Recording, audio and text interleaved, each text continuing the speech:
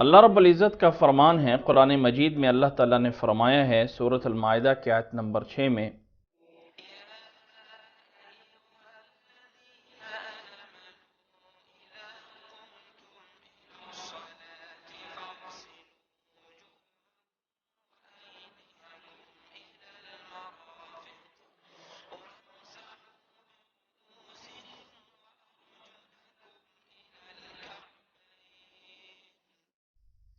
کہ اے ایمان والو، جب تم نماز کے لیے کھڑے ہو تو اپنے چہرے کو دھو لو اور اپنے دونوں ہاتھوں کو بازو سمیت کوہنیوں سمیت دھو لو اور اپنے سر کا مسح کرو اور اپنے دونوں پاؤں کو ٹخنوں سمیت جو ہے وہ دھو لو۔ یہ ہے اللہ تعالیٰ کا فرمان، جس سے یہ پتہ چلتا ہے کہ نماز کے لیے وضو کرنا جو ہے وہ ضروری ہے،